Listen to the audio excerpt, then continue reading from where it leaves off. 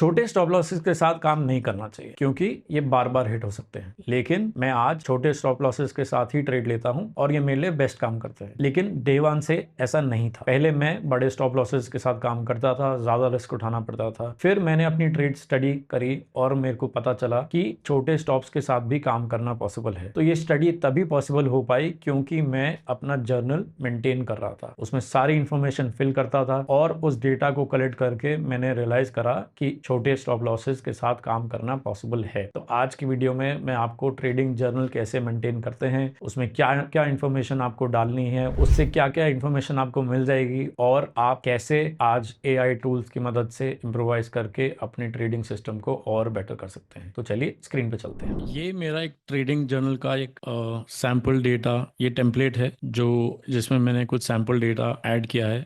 इससे पहले मैं आपको समझाऊं ये सैंपल डेटा कैसे फिल होगा। ट्रेडिंग जर्नल होता क्या है? ट्रेडिंग जर्नल एक रजिस्टर है जिसमें आप अपनी सारी ट्रेड्स की एक्यूरेट इंफॉर्मेशन फिल करते हैं कि आपने वो कौन सा स्टॉक, कितने क्वांटिटी ली, कितने प्राइस पे लिया, क्या डेट थी, किस डेट को आपने सेल किया, कितने प्राइस पे सेल किए। ये सारी इंफॉर्मेशन रिकॉर्ड आप इसमें डालेंगे और ये अपने आप कैलकुलेट कर लेगा कि आपका प्रॉफिट एंड लॉस क्या है और आपका विन रेट क्या चल रहा है, आपका विन साइज क्या है। ये मैं आपको सारा एक ट्रेडिंग जर्नल से मिल जाएगा अगर आप अच्छे से इन्फॉर्मेशन उसमें फिल करते रहेंगे रेगुलरली। ये नहीं कि आप मंडे ट्रेड ले रहे हैं और वीकेंड पे बैठ के इसमें एंटर करेंगे इन्फॉर्मेशन, क्योंकि तब तक आपको ये याद भी नहीं रहेगा कि उस दिन लेते समय क्या फैक्टर्स थे, मार्केट कैसी थी, इमोशंस क्या थे, क्या थॉट्स थे माइंड में। वो जितना मैंने देखा है, जितना आप डिले करेंगे, अगर आप मंडे की ट्रेड को संडे में जाके एंटर करेंगे तब तक आपको एक्यूरेटली याद नहीं रहेगा। और मैं अभी आपको एंड में समझाऊंगा कि अगर इसमें आपने एक्यूरेट इन्फॉर्मेशन नहीं डाली तो आपको इनसाइट्स भी एक्यूरेट नहीं मिलेंगी। आपके लिए कौन सी ट्रेड्स काम कर रही हैं और कौन सी नहीं कर रही हैं वो आपको नहीं पता चलेगा। तो पहला कॉलम है कैपिटल का,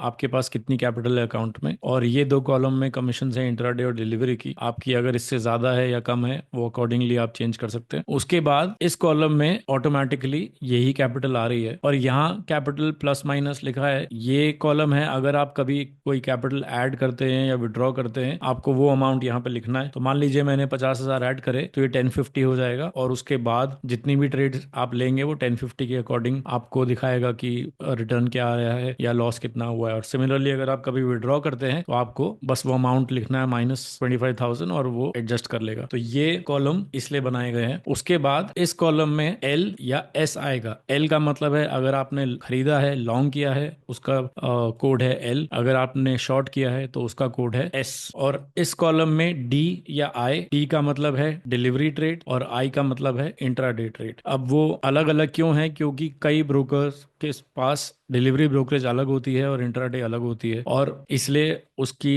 कैलकुलेशन, उसका जो ब्रोकरेज कमीशन प्राइस होगा, जो नेट प्राइस होगा, वो डिफरेंट होगा डिलीवरी ट्रेड से। अब मेरे केस में मैंने क्यों आई लिखा है जबकि मैं तो सिर्फ डिलीवरी ट्रेड्स लेता हूँ? बिल्कुल सही बात है, मैं डिलीवरी ट्रेड्स लेता हूँ, लेकिन कुछ ट्रेड्स सेम डे ही स्टॉप लॉस हो जाता है या सेम डे ही काफी एक्सटेंड हो जाता है। तो उस सिनेरियो में वो ट्रेड को इंट्राडे ही ट्रीट करते हैं ब्रोकर्स, इसलिए उनके आगे मैं आई लिख देता हूँ। अगर मैंने सेम डे लेके उसे क्लोज कर दिया है फॉर वट एवर रीजन, तो वो उसकी कैलकुलेशन इंट्राडे कमीशन के हिसाब से होगी, इसलिए उसमें मैं आई लिख देता हूँ। नेक्स्ट कॉलम में स्टॉक का नाम, इसमें आपको 1 रखना है लॉट, और क्वांटिटी आपने कितनी क्वांटिटी खरीदी वो लिखनी है। उसके बाद किस डेट पे खरीदी और किस प्राइस पे खरीदी। ये कॉलम आपको मैन्युअली फिल करने हैं। आप देख सकते हैं इनमें कोई फॉर्मूला नहीं लगा। जब भी आपको अनश्योर है कि इसमें फॉर्मूला है या नहीं, आप देख सकते हैं ऊपर कहीं कोई फॉर्मूला नहीं है। इन सेल्स में फॉर्मूला है, अगर आप इनमें छेड़ेंगे तो आपकी पूरी शीट काम करना बंद कर देगी। तो ये कॉलम डी से जे तक आपको खुद फिल करना है। उसके बाद ये ऑटोमेटिकली, आप देख रहे हैं इसका कलर डार्क है थोड़ा और यहाँ फॉर्मूला भी लगा हुआ है, ये अपने आप कैलकुलेट कर लेगा। तो 155 पे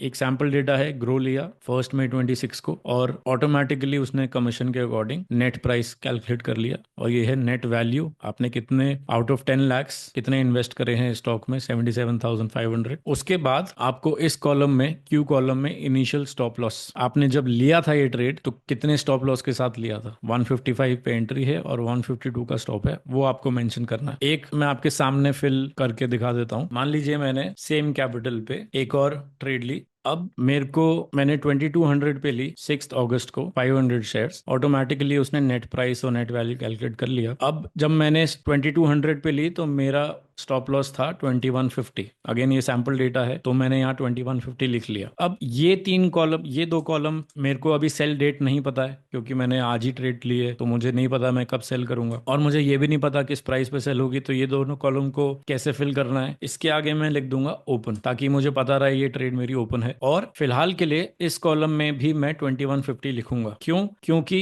अगर मैं ये कॉलम लिखता हूं यहाँ पर तो ये ऑटोमेटिकली कैलकुलेट कर लेता है कि मेरा टोटल रिस्क इस ट्रेड पे 2.72% है। मतलब मैं अपने अकाउंट 10 लाख का 2.72%, if this trade hits my stop I will lose 2.72%। तो मुझे अपना वर्स्ट केस सिनेरियो इमिडिएटली पता है। अगर मैं ये इन्फॉर्मेशन यहाँ पे नहीं फिल करूंगा तो आप देख सकते हैं ये कैलकुलेशन पूरी तरह से आगे जाके ढंग से नहीं होगी। ये कॉलम में मैंने ये ट्रेड में एंट्री टाइम है, लेट्स से मैंने 11 बजे लिया और एग्जिट टाइम अभी मुझे नहीं पता है, तो ये कॉलम खाली है। उसके बाद ये आ गया एलोकेशन। एलोकेशन मतलब अकाउंट का कितना परसेंट आपने स्टॉक में इन्वेस्ट किया है। अब अभी मैंने कुछ ज्यादा बड़ी क्वांटिटी लिख दी इसलिए 110% आ रहा है, इसको थोड़ा कम करते हैं। अब देख लीजिए एलोकेशन 11% आ गई। इसका मतलब मैंने 10 लाख का जो मेरा अकाउंट साइज था उसमें से 1,10,000 which is nothing but 11% of the account. और अगर आप ये देख रहे हैं ये टोटल एलोकेशन कितनी हो रखी है, तो अगर मुझे देखना इस समय मैं कितना इन्वेस्टेड हूँ वो भी यहाँ पर लिखा आ रहा है। मेरा टोटल एलोकेशन सारी ट्रेड्स में मिलाकर 1,173 में इन्वेस्टेड हूँ। फिर मैंने इस कॉलम में original allocation and original risk लिखा हुआ है। ये कॉलम मैंने इसलिए ऐड करे हैं क्योंकि अगर आप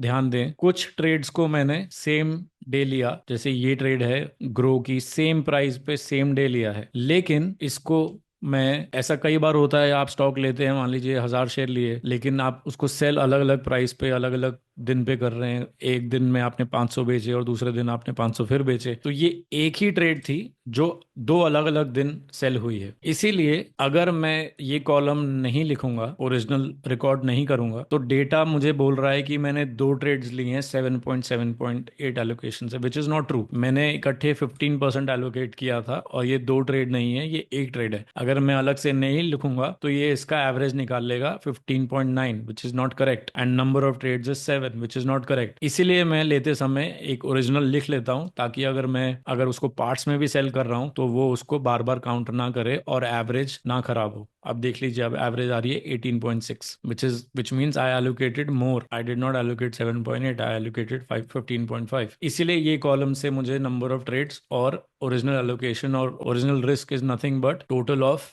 the risk I took in these two trade, in this one trade. अगर मैं ओरिजिनल रिस्क डालूं, ओरिजिनल स्टॉप था 152 और 155, 152 होगा यहाँ पर भी। ओरिजिनल रिस्क था 0.33 और it is nothing but total of this risk on capital. तो ये इसकी समरी है। Original allocation is total of this and original risk is total of this. This is what I risked on when I bought Grow. When I bought 1000 shares of Grow, I risked 0.33% of my account. ये information आपको बस fill करनी है। ये 5 columns आपको fill करना है, जिसमें लिखना है LD, स्टॉक का नाम, क्वांटिटी, डेट, प्राइस, एंड लेते ही आपको ये ओपन लिखना है। क्योंकि अब मैं आपको बताता हूँ ये ओपन और सेल प्राइस अभी से क्यों फिल कर रहे हैं, जबकि अभी तो हमने सेल करा ही नहीं है स्टॉक। वो इसलिए कि अगर मैं पूछूं कि what is my open risk, open risk का मतलब है कल को अगर सब कुछ स्टॉप लॉसेस हो जाए तो मेरा टोटल पोर्टफोलियो पे कितना रिस्क है, विच इज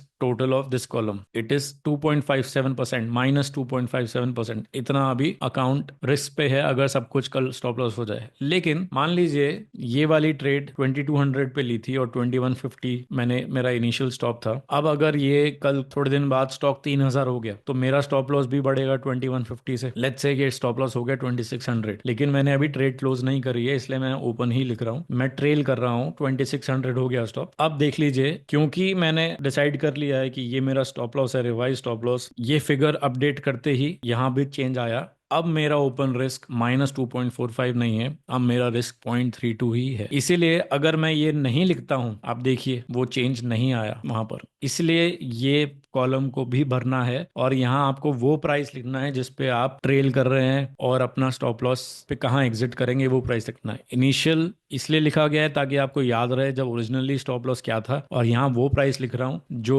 ट्रेल करते करते कल को 2800 हो जाएगा तो मैं 2800 लिखूंगा। और फाइनली अगर मान लीजिए ट्रेलिंग स्टॉप लॉस हिट हुआ और 28 पे क्लोज हुआ तो इसमें मैं डेट डाल के क्लोज हो गया और ये ट्रेड फाइनली आगे लिखा आ गया ट्रेड क्लोज्ड। और इस कॉलम से एक छोटा सा फायदा ये है कि ओरिजिनल स्टॉप लॉस 2150 था, मान लीजिए मैंने अपना स्टॉप लॉस फॉलो नहीं किया, अपना रूल ब्रेक किया और मैंने 2150 की बजाय और नीचे खराब प्राइस पे 2100 पे बेचा तो ये ऑटोमेटिकली कलर रेड हो गया, एल लिखा आ गया। और धीरे धीरे अगर ये आप बार बार कर रहे हैं तो आपको पता चल जाएगा कि आप कितनी बार अपने रूल्स तोड़ रहे हैं। तो ये एक इजी आइडेंटिफिकेशन है कि आपको रूल्स फॉलो करने की जरूरत है और आप बार बार अपने रूल्स ब्रेक कर रहे हैं। तो इस कॉलम से आपको वो इन्फॉर्मेशन मिलेगी। उसके बाद एक दो कॉलम और हैं नोट्स, जिसमें आप एक छोटा सा रीजन मेंशन कीजिए कि आपने ट्रेड क्यों ली थी और आपके इमोशंस क्या थे उस दिन, क्या थॉट्स थे माइंड में, मार्केट कैसी थी। Write something, write few lines so that because many days down the line और many weeks down the line you will not remember exactly क्या सोच रहे थे आप उस टाइम ट्रेड लेने को। और साथ में एक कॉलम और ऐड कर सकते हैं जिसमें आप सेटअप नेम, ये ट्रेड का सेटअप का नाम क्या था। जैसे मैं स्ट्रॉन्ग स्टार्ट लेता हूं तो उसमें मैंने लिख दिया कि ये ट्रेड एसएस कैटेगरी की है, इनसाइड बार ब्रेकआउट तो आपने लिख दिया इनसाइड बार ब्रेकआउट है। ऐसे करते करते आप अपनी ट्रेड को जो नाम देंगे इवेंचुअली आप इसको भी फिल्टर कर पाएंगे कि आपको देखना है कि स्ट्रॉन्ग स्टार्ट में मेरे को प्रॉफिट ज्यादा होता है या इनसाइड बार ब्रेकआउट में ज्यादा होता है। ये आपको फिल करना है। अभी मैं आपको समझाऊंगा कि इससे आपको इनसाइट्स कैसे मिलेंगी। इस नेक्स्ट शीट पे जो भी आप ट्रेड्स क्लोज करेंगे, ये जो भी ट्रेड्स क्लोज हो रही हैं ऑटोमेटिकली वो उस मंथ में रिकॉर्ड हो जाएंगी और आपको विन रेट कैलकुलेट मिलेगा। कितने विन्स थे, अगस्त में एक ट्रेड ली और वो प्रॉफिट में क्लोज हुई तो इसलिए विन रेट 100% आ रहा है, उसमें टोटल प्रॉफिट इतना हुआ, एवरेज प्रॉफिट इतना है क्योंकि एक ही ट्रेड है तो एवरेज भी सेम आएगी। मई में दो ट्रेड्स हैं, दोनों में लॉस हुआ है और ग्रॉस लॉस 3300 है, एवरेज लॉस 1653 है और ये उसका ग्राफ है। मंथली परफॉर्मेंस मंथ में नेगेटिव है और अगस्त पॉजिटिव है और ऊपर ओवरऑल परफॉर्मेंस कैसी है, अब तक 3 ट्रेड्स ली हैं, विन रेट ये है, ये सारा आज तक total combined of every month होगा। प्रॉफिट फैक्टर क्या है, एवरेज लूजर क्या है, एक्सपेक्टेंसी क्या है, ये सारी इन्फॉर्मेशन ऑटोमेटिकली ये शीट कैलकुलेट कर लेगी। अब ये आपका काम है ये डेटा को ऐड करना, एक्यूरेटली इसमें फिल करना। आज इतने टूल्स आ गए हैं, एआई टूल्स आ गए हैं जिससे आप अगर as long as you are filling this data correctly, now the AI can tell you in matter of few minutes what is really working for you. For example, ये data आपने fill करा, ये Claude का Excel tool है, इसमें आप ये tool paid है, अगर आपको इसको खरीदने की जरूरत नहीं है आप किसी भी फ्री एआई टूल में भी इस शीट को अपलोड करके आप एआई टूल से पूछ सकते हैं काफी interesting questions like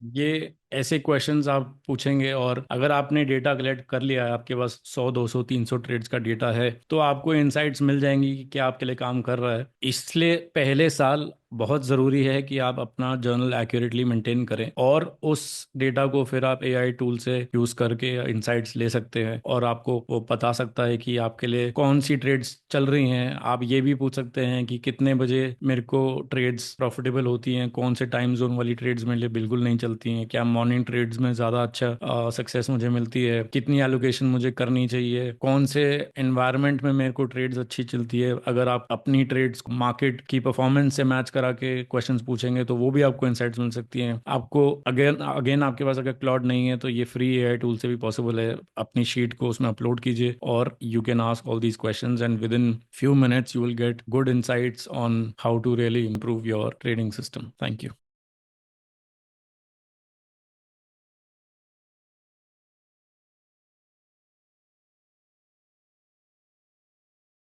Investment in securities market are subject to market risks. Read all the related documents carefully before investing. Please read the risk disclosure documents carefully before investing in equity shares, derivatives, mutual fund, and or other instruments traded on the stock exchanges.